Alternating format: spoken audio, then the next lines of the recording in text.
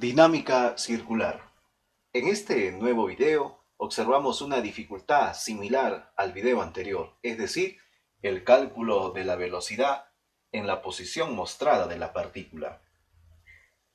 Observemos algo importante, que el radio, la cuerda, con la horizontal está formando un ángulo de 53. Cada vez que tú tengas en dinámica circular una dificultad semejante, vas a actuar de la siguiente forma.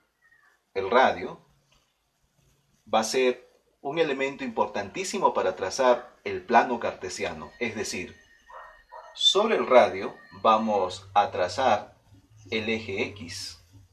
Entonces vamos a considerar de esta forma, trazando sobre el radio el eje X. En consecuencia, el eje Y va a ser mucho más sencillo, es decir, vamos a trazar ahora el eje Y será en esta posición, formando el ángulo de 90 grados. Ya tenemos entonces el plano cartesiano inclinado o de acuerdo a esta posición. Ahora bien, todo cuerpo tiende a irse hacia abajo.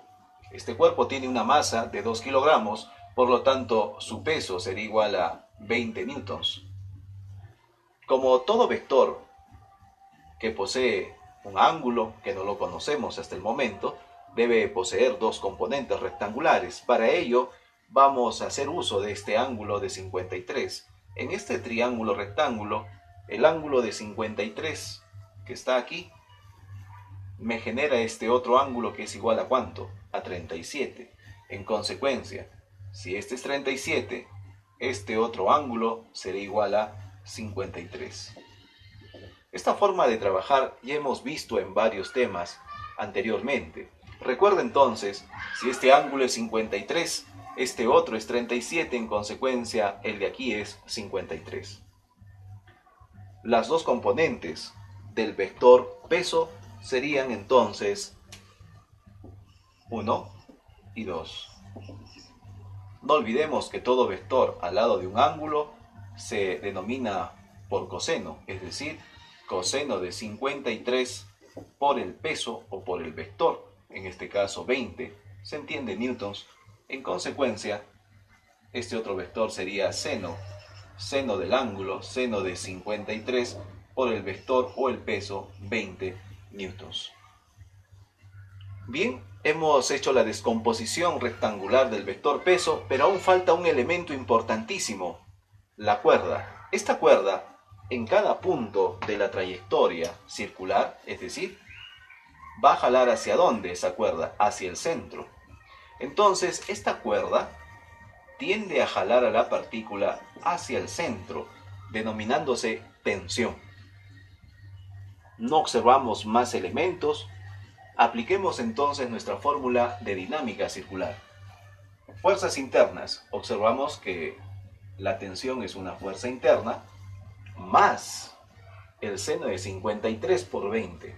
Pero nosotros sabemos que el seno de 53 es 4/5 por 20. Menos las fuerzas externas. No olvides que toda fuerza externa es contraria a la interna. Esta vendría a ser una fuerza externa, pero no existe alguna fuerza externa. Entonces, simplemente señalamos 0. Recuerda, el peso no es fuerza externa. Esta componente peso no es fuerza externa. Debo insistir en este detalle porque muchas veces, con frecuencia, uno tiende a equivocarse.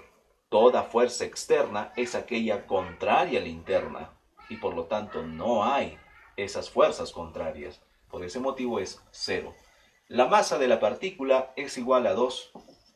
La velocidad al cuadrado es una información solicitada sobre el radio. Ese valor es de 4. Haciendo las operaciones respectivas, observamos que la tensión es un dato del problema. Eso es igual a 40. Entonces, me quedaría esto así. Tensión 40, información del problema, más, haciendo las operaciones, ¿cuánto me daría? Así es, 16. Igual, simplificamos, me quedaría v al cuadrado medios. Y 40 más 16, 56. 56 v cuadrado medios. El 2 pasaría a multiplicar dándome igual a ¿cuánto? A 112. Pero el exponente pasa como raíz cuadrada de 112. Se entiende metros por segundo. De esta forma, hemos calculado la velocidad en la posición mostrada. Rápidamente, revisemos algunos elementos. En primer lugar, cada vez que observe que el radio con la horizontal forma un ángulo, debo trazar mi plano cartesiano inclinado. Sobre el radio trazas el eje X, en consecuencia el eje Y. Segundo paso, el peso va hacia abajo, por lo tanto me genera dos componentes rectangulares. Tercero, no olvidemos que esta cuerda genera una tensión y va hacia dentro. Cuarto y último paso, al aplicar la fórmula, observamos que solo hay dos fuerzas internas y ninguna fuerza externa. No confundamos estos dos vectores con fuerzas externas.